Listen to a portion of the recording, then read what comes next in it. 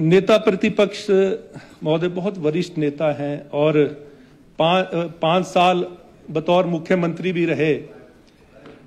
मैं ये समझ नहीं पाया कि ऐसा कौन सा मानसिक दबाव है जो हर बात पे जो है वो आर्गुमेंट करने लगते हैं। देखिए, सच्चाई आप भी जानते हैं, सच्चाई आप भी जानते हैं कि एड्रेस द चेयर। माननीय अध्यक्ष महोदय, मैं ये कहना चाहूंगा कि सच्चाई इनको पता है। जिस तरह से माननीय उप मुख्यमंत्री महोदय ने विस्तार पूर्वक बात कर रखी है, तो इनके चचोट में भी एक इन्होंने उस पैसे से जो एक इंफ्रास्ट्रक्चर बनाया था, तो आज वो भी प्राइवेट हाथों में दे दिया गया है। तो ये सब ये जानते हैं और जानबूझकर जो अनजान बनने की कोशिश कर रहे हैं। लेकिन मैं ये कहना चाहूंगा कि लोकतंत्र में इस तरह की भावना ठीक नहीं है और हम यहाँ पर सदन में जो चुनकर आते हैं, लोगों की बड़ी उम्मीदें हैं, बड़ी आशाएं हैं और उन्हीं की आशा के अनुरूप जो है हमें हिमाचल प्रदेश को आगे किस तरह से ले जाना है, इस बारे में एक सामूहिक प्रयास करने होंगे। और माननीय मुख्यमंत्री जी का जो ये बजट का प्रारूप है, यदि ये सच्चे हितैषी हैं हिमाचल प्रदेश के, तो इनको अप्रिशिएट करना चाहिए कि ये एक जिस तरह से प्रोफेसर चंद्र कुमार जी ने कहा कि ये अलग से हटकर जो है ये एक बजट का इस बार प्रारूप है और आर्थिक ग्रामीण क्षेत्र की आर्थिकी बढ़ेगी तभी प्रदेश आगे बढ़ेगा। और जो योजनाएं इसमें शामिल की गई हैं, आप देखिए कि हिमाचल प्रदेश के जो विकास कार्यों में जनसहभागिता बढ़े, इस दृष्टिकोण से जो ट्री प्लांटेशन का कार्य जो है उसमें महिला मंडल, युवा मंडलों को जो शामिल किया गया है, उससे ना सिर्फ हमारा जो ग्रीन एरिया बढ़ेगा, बल्कि जो 8,40,000 रुपए की जो आय के साधन भी सृजित किए गए हैं, उससे हमारे युवक मंडल और महिला मंडलों को जो है वो आय के साधन भी बढ़ेंगे और उसमें सस्टेनेबिलिटी जो है वो भी बढ़ेगी। और जिस तरह से कार्बन क्रेडिट का जो बेनिफिट है जो प्रदेश को मिलना है, वो एक दूरगामी योजना है। आने वाले समय में जो है उसके परिणाम, सकारात्मक परिणाम हमें देखने को मिलेंगे। इस बात को हमारे विपक्ष के साथियों को अप्रिशिएट करना चाहिए। 5 साल प्रकाश राणा जी भी बोल रहे थे, बड़े इन्होंने किताब से फिगर जो है उसको कंपेयर कर रहे थे पिछले वर्ष के और उससे पिछले वर्ष के। 5 साल आप विपक्ष, जब हम थे विपक्ष में थे और प्रदेश में सरकार आपकी थी, उस समय भी आपको ये अगर सुझाव आप दे देते माननीय मुख्यमंत्री जी को, उनसे ये अपने जो व्यू पॉइंट साझा करते, तो मैं समझता हूं कि आज हमारा कर्ज भी कम हुआ होता और आज जो है हम जो है बेहतर स्थिति में होते। ये मैं कहना चाहूंगा।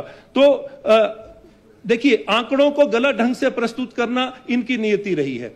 रणधीर शर्मा जी मेरे पड़ोसी हैं, वरिष्ठ सदस्य हैं और इन्होंने भी जिस तरह से अपनी टिप्पणियां करी और उसमें आंकड़ों का जो एक मकड़जाल दिखाने की कोशिश करी, उलझाने की कोशिश करी और ये भी भूल गए कि और 11,000 लेक्चरर्स के पद खाली होने की बात इन्होंने कही।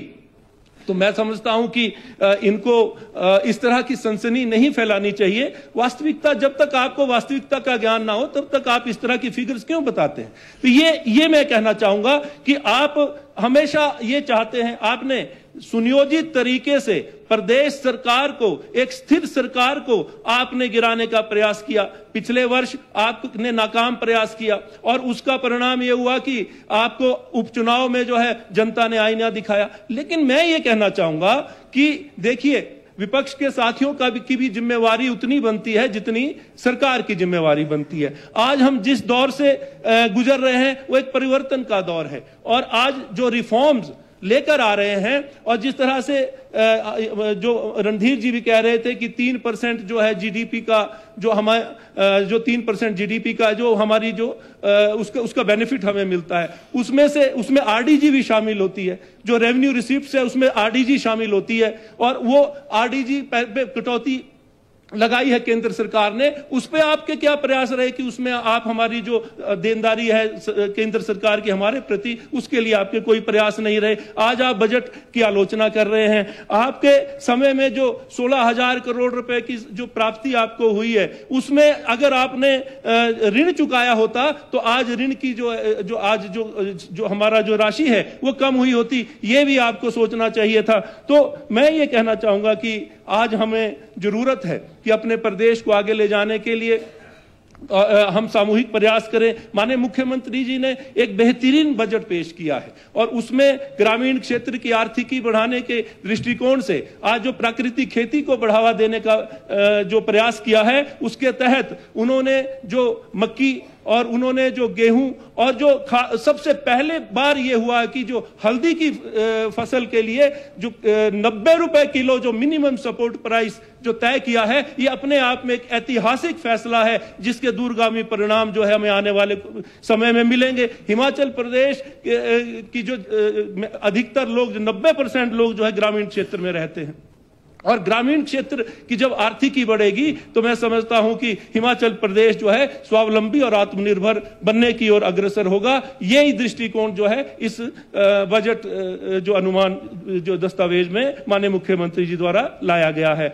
आज जिस तरह से नशे की प्रवृत्ति आज हमारे समाज में बढ़ रही है, नशे को रोकने का जो एक प्रयास जो हमारे प्रदेश सरकार कर रही है, और मैं बधाई देना चाहता हूं कि पुलिस विभाग का जो आंकड़े प्रस्तुत किए हैं उसमें जो पिछले 2 साल में जिस तरह से चिट्टे की स्मगलिंग में जो अंकुश लगाने का प्रयास किया है उससे कमी आई है, और जो किंग पिन थे, जो सोर्स थे जहां से सप्लाई होता था, उनमें से जो उनको पकड़ा गया है, ये एक बेहतरीन प्रयास है। इसको आपको अप्रिशिएट करना चाहिए। लेकिन आपका तो सिर्फ यही एक टारगेट रहता है कि किस तरह से जो है हम विरोध करें और बिना किसी मुद्दे के, बिना किसी आपके पास कोई इश्यूज नहीं है और उसमें आप वॉकआउट करने की प्रक्रिया को हमेशा जो है वो तैयार रहते हैं।